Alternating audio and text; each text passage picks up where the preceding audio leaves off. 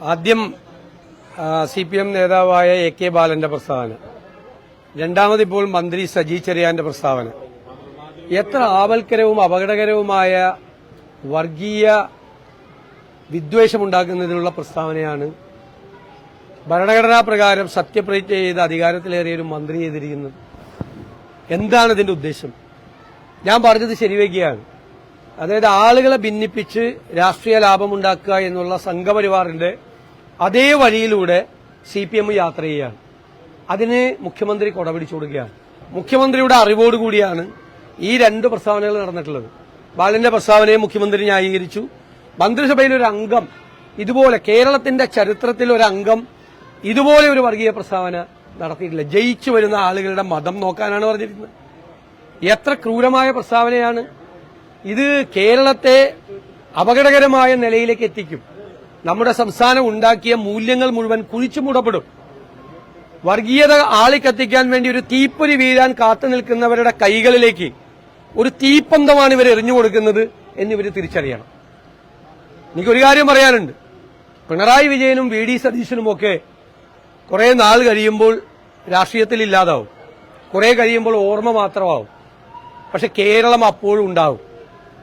ആ കേരളത്തിന്, അതിന്റെ അടിത്തറയ്ക്ക്, അതിന് തീ കൊളുത്തുന്ന പരിപാടിയാണ് ഇപ്പോൾ ചെയ്യുന്നത്.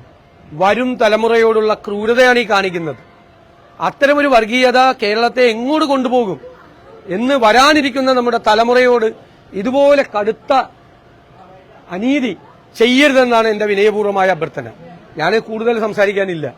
കാരണം ഇത് വളരെ വേദനിപ്പിക്കുന്ന, നമ്മളെയെല്ലാം വിഷമിപ്പിക്കുന്ന പ്രസ്താവനകളാണ് ഉത്തരവാദികളായ ആളുകളുടെ ഭാഗത്തു നിന്നുണ്ടാകുന്നത്. എന്താണ് ഇവരും സംഘപരിവാറും തമ്മിലുള്ള വ്യത്യാസം? ഭരണകൂടത്തിൽ ഇരുന്നു കൊണ്ട് മന്ത്രിമാരുൾപ്പെടെയുള്ള ആളുകൾ ഇത് ചെയ്താൽ കേരളം എവിടെ എത്തിച്ചേരും എന്ന് തിരിച്ചറിയാം. ഇതാണ് എനിക്ക് പറയാനുള്ളത്. ഇതിങ്ങനെ പറയാൻ നേരത്ത് വ്യാപകമായ അക്രമ സഹിഷ്ണുതരെ ഉണ്ടാവുന്നുണ്ട്. പല സാമുദായിക നേതാക്കളുടെ അടുത്ത് ഇന്നലെയും ഉണ്ടായിരുന്നു. അത് തുടരുകയാണ്. എനിക്കത് കുഴപ്പമില്ല. കാരണം ഞാൻ വർഗീയതയ്ക്കെതിരായ ഒരു നിലപാടെടുത്തതിന്റെ പേരിൽ ഏത് ആക്രമണങ്ങളെയും ഏത് കുന്തമുനകളെയും നേരിടാൻ ഞാൻ തയ്യാറാണ്. ഞാൻ പറഞ്ഞല്ലോ, വർഗീയതയുമായി ഏറ്റുമുട്ടി തോറ്റ് നിലത്ത് വീണാലും അത് വീരോചിതമായ ചരമമായിരിക്കും. അല്ലാതെ വെറുതെ പോകില്ല. എനിക്കൊരു ഭയമില്ല. അല്ല, അതൊക്കെ സമയമുണ്ടല്ലോ, എല്ലാവരും സംസാരിക്കും. ഞാൻ പറഞ്ഞിരിക്കുന്നത് ഇന്ത്യൻ നാഷണൽ കോൺഗ്രസിന്റെ നിലപാടാണ്, UDFന്റെ നിലപാടാണ്. ഞാനൊരു കോൺഗ്രസുകാരനായതുകൊണ്ടാണ് എനിക്കങ്ങനെ സംസാരിക്കാൻ പറ്റുന്നത്. ഞാൻ കോൺഗ്രസുകാരനാണ്. കോൺഗ്രസിന്റെ ആശയമാണ് ഞാൻ പങ്കുവയ്ക്കുന്നത്. കേരളത്തിന് വേണ്ടിയിട്ടാണ് സംസാരിക്കുന്നത്. കേരളത്തെ തകർത്താൻ, കേരളത്തെ ഭിന്നിപ്പിക്കാൻ ആര് വന്നാലും അതിനെ ചെറുത്ത് തോൽപ്പിക്കുക തന്നെ ചെയ്യും. ഇന്നലെ NSSന്റെ ജനറൽ സെക്രട്ടറി പറഞ്ഞത് താങ്കൾ കഴിഞ്ഞ തെരഞ്ഞെടുപ്പിന്റെ സമയത്ത് 1.5 മണിക്കൂർ അവിടെ ആസ്ഥാനത്ത് ചെന്നിരുന്നു, അദ്ദേഹത്തെ കണ്ടു, ഈ നേതാക്കളുമായിട്ട് ഇവിടെ. ഞാൻ ഒരു പ്രാവശ്യമല്ലല്ലോ, പല പ്രാവശ്യം ഞാൻ പെരുന്നയിൽ പോയിട്ടുണ്ട്. ഞാൻ വെള്ളാപ്പള്ളി നടേശന്റെ കണിച്ചുകുളങ്ങരയിലുള്ള വസതിയിൽ പോയിട്ടുണ്ട്. ഞാൻ മുഴുവൻ സമുദായ നേതാക്കളെയും കാണാൻ പോവാറുണ്ട്, ഇപ്പോഴും പോവാറുണ്ട്, നേരത്തെയും പോവാറുണ്ട്. അതിലെന്താ, രാഷ്ട്രീയ നേതാക്കൾ കാണണ്ടേ, അവരുമായിട്ട് ഇന്ററാക്ഷൻ നടത്തണ്ടേ?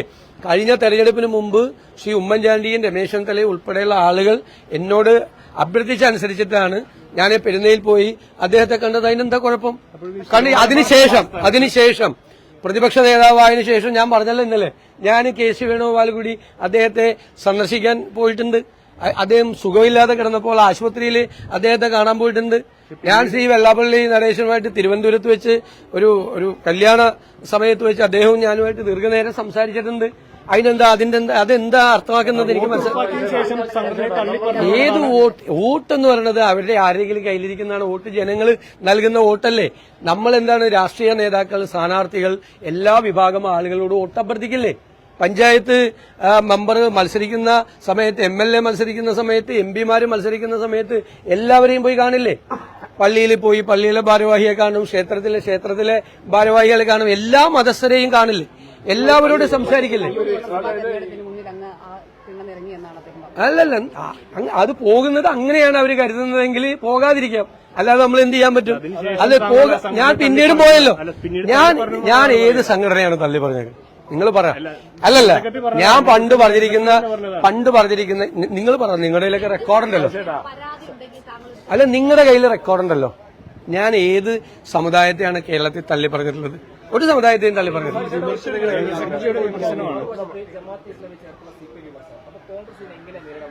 അതൊക്കെ ഞങ്ങൾ നേരിട്ടല്ലോ, നിങ്ങൾ കണ്ടതല്ലേ. നിയമസഭ അല്ലല്ലോ, നിലമ്പൂർ തെരഞ്ഞെടുപ്പിൽ നേരിട്ടല്ലോ.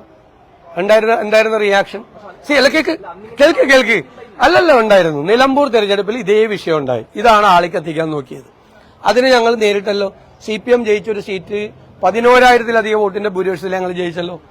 മുഖ്യമന്ത്രി വീണ്ടും ഇറങ്ങിയല്ലോ ജമാഅത്ത് ഇസ്ലാമി എന്നും പറഞ്ഞുകൊണ്ട്. ജമാഅത്ത് ഇസ്ലാമി അദ്ദേഹം കണ്ടിട്ടില്ല, അങ്ങനെ ഒരു സംഭവം ഉള്ളത് കേട്ടിട്ടില്ല എന്ന് പറഞ്ഞു. അപ്പൊ അദ്ദേഹം ഹിറ സെന്ററിൽ അവരുടെ ആസ്ഥാനത്ത് അമീറുമായി സംസാരിക്കുന്ന ഫോട്ടോ ഞാൻ മലപ്പുറത്ത് പത്രസമ്മേളനത്തിൽ കാണിച്ചല്ലോ നിങ്ങളോട്. അദ്ദേഹത്തിന്റെ പ്രസ്താവനകൾ കാണിച്ചല്ലോ. അദ്ദേഹം ജമാഅത്ത് ഇസ്ലാമിയെ അനുകൂലമായി സംസാരിക്കുന്നതിന്റെ വീഡിയോ ക്ലിപ്പ് ഞാൻ കാണിച്ചല്ലോ. പിറ്റേ ദിവസം അദ്ദേഹം കോട്ടയത്ത് സറണ്ടർ ചെയ്തല്ലോ, ജമാഅത്ത് ഇസ്ലാമിയായിട്ട് ബന്ധമുണ്ടായിരുന്നോ. ഇപ്പോഴുള്ള ചോദ്യം എന്താ? ജമാഅത്ത് ഇസ്ലാം UDF അധികാരത്തിൽ വന്നാൽ ജമാഅത്ത് ഇസ്ലാമി ആഭ്യന്തരം ഭരിക്കുവാണ്. എന്താ അതിന്റെ അർത്ഥം? സാമാന്യ ബുദ്ധിയുള്ളവർക്ക് മനസ്സിലാവും. അപ്പൊ എന്റെ മറുചോദ്യം, 42 വർഷം ജമാഅത്ത് ഇസ്ലാമി CPMന്റെ കൂടെയായിരുന്നു. CPMന്റെ കൂടെ ജമാഅത്ത് ഇസ്ലാമി ഉണ്ടായിരുന്ന നാളുകളിൽ CPMന് അധികാരം കിട്ടിയപ്പോ ആഭ്യന്തര വകുപ്പ് ഭരിച്ചിരുന്നത് ജമാഅത്ത് ഇസ്ലാമി ആണോ? ആണെങ്കിൽ സൂക്ഷിക്കണം, ആണെങ്കിൽ ഞങ്ങൾ ശ്രദ്ധിച്ചോളാം. അധികാരത്തിൽ വരുമ്പോൾ ഞങ്ങൾ ശ്രദ്ധിച്ചോളാം. CPM ഭരിച്ച കാലത്ത് ജമാഅത്ത് ഇസ്ലാമി കൂടെയുള്ളപ്പോ അവരാണ് ആഭ്യന്തരം ഭരിച്ചെങ്കിൽ ഞങ്ങൾ തീർച്ചയായിട്ടും ശ്രദ്ധിച്ചോളാം. അത്രയുള്ള അതിനൊക്കെ മറുപടി.